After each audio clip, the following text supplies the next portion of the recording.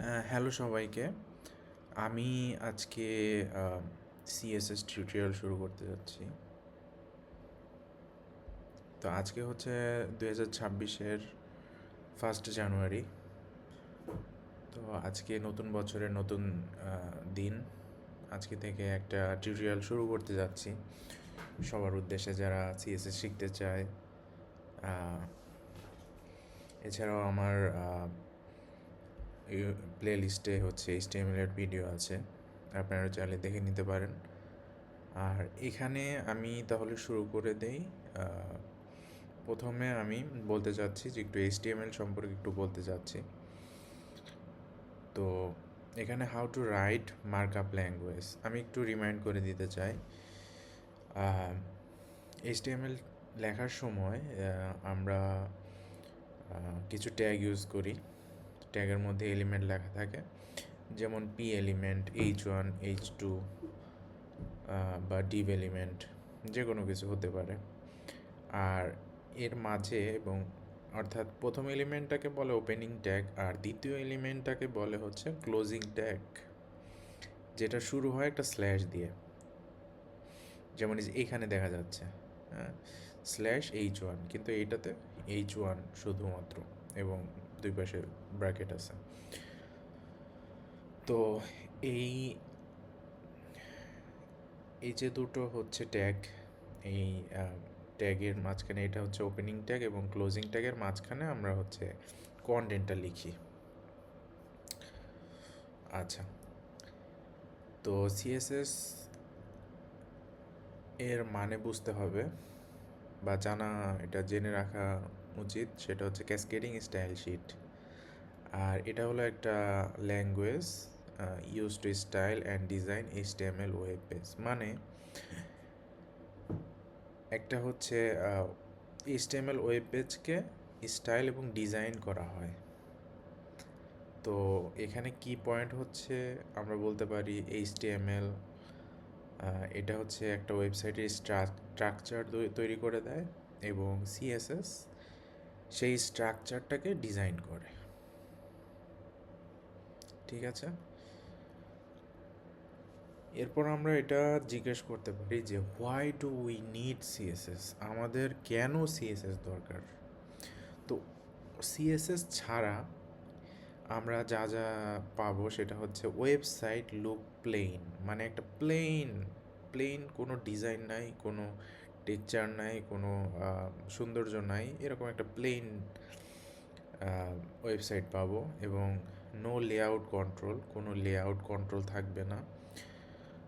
এবং পোর user experience, মানে একটা ইউজ করার যে একটা এক্সপিরিয়েন্সটা, এটা একটা খারাপ একটা এক্সপিরিয়েন্স থাকবে, ভালো লাগবে না বা খুব পোর লাগবে এরকম।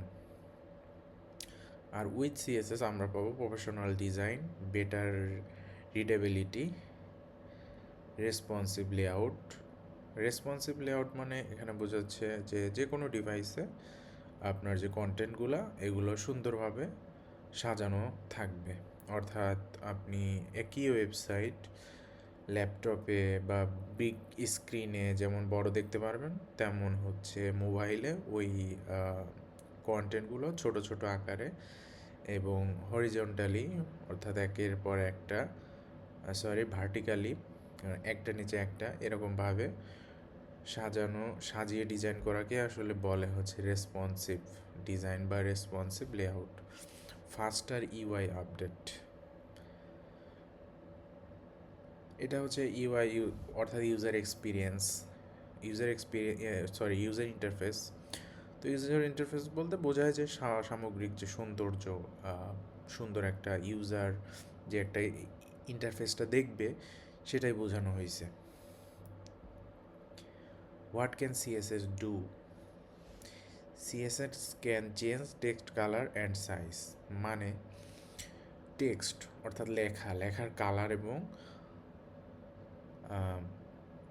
এবং এটার যে সাইজ, এটার যে পরিমাপ, এটা চেঞ্জ করতে পারে, অর্থাৎ কমানো বাড়ানো যায়। যেমন এই টেক্সটটা যে লেখা হয়েছে এটা কিন্তু একটু ছোট আর এটা কিন্তু একটু বড়, তো এটার সাইজটা বড়।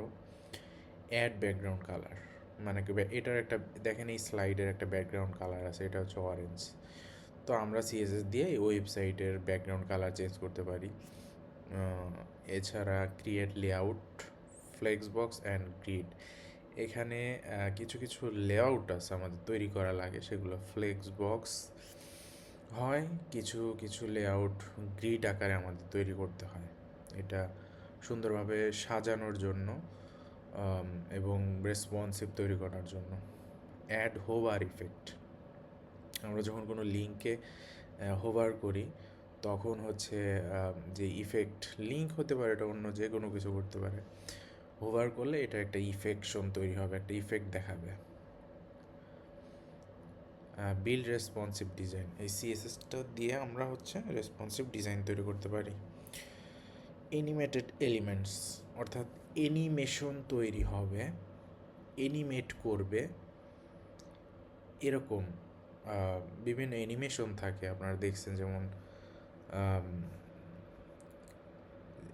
.gif একটা হচ্ছে ইমেজ ফাইল, এটাতে কিন্তু একটা অ্যানিমেশন থাকে, কোনো একটা কিছু হচ্ছে, কোনো একটা কিছু নড়ছে, মুভমেন্ট আছে, তো এইগুলো হচ্ছে সিএসএস দিয়ে কিন্তু তৈরি করা হয়ে থাকে।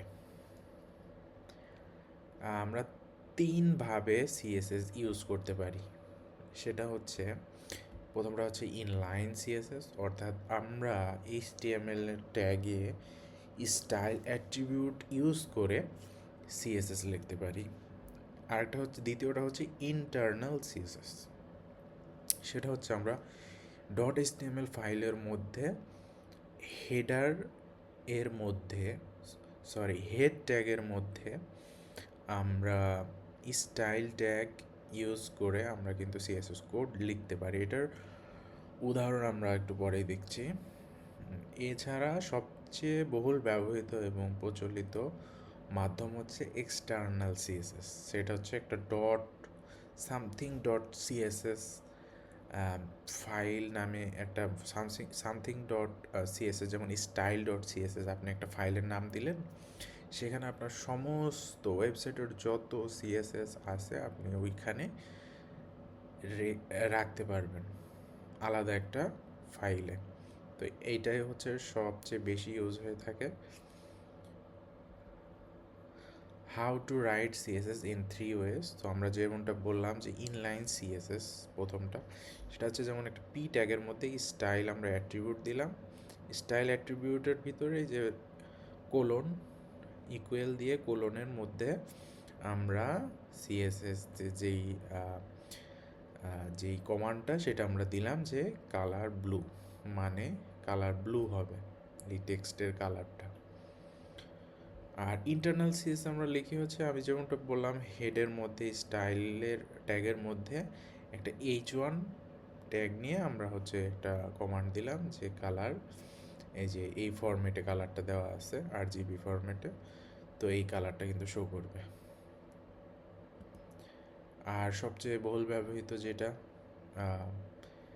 এক্সটার্নাল পেজে সিএসএস লেখাটা, সেটা হচ্ছে H2 লিখে আমরা, ফর এক্সাম্পল H2 লিখে সেটার ভিতরে আমরা এখানে কোনো ট্যাগ লেখা লাগবে না, কোনো ট্যাগই এখানে থাকবে না, জাস্ট আমরা ওই ট্যাগটাকে ধরবো, ধরার জন্য মানে কোন ট্যাগটাকে আমরা মানে সিএসএস বা স্টাইল করছি, সেটা হচ্ছে যেমন H2কে আমরা ধরে আমরা ব্যাকগ্রাউন্ড কালার ব্লু ভায়োলেট দিয়ে দিলাম, এটা হচ্ছে একটা আলাদা সিএসএস ফাইলের কাজ।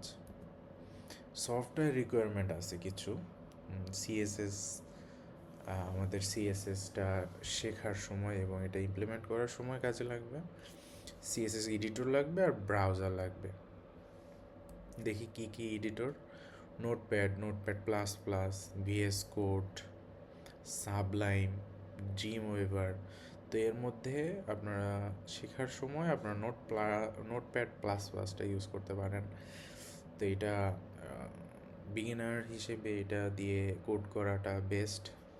এছাড়াও ভিএস কোড সবচেয়ে পপুলার এবং বহুল ব্যবহৃত কোড এডিটর, এটা আপনারা ইউজ করতে পারেন। আর ব্রাউজার তো যে কোনো ব্রাউজার আছেই, ক্রোম ইউজ করতে পারেন, সাফারি, ফায়ারফক্স, হ্যাঁ, এজ আছে, মাইক্রোসফট এজ, তো যে কোনো আপনার ব্রাউজার ইউজ করতে পারেন, সেটা আমরা পরবর্তী টিউটোরিয়ালগুলোতে দেখব। Thank you. এই সিএসএস এর উপরে ইন্ট্রোডাকশন ভিডিওটা আমি এখানে শেষ করছি।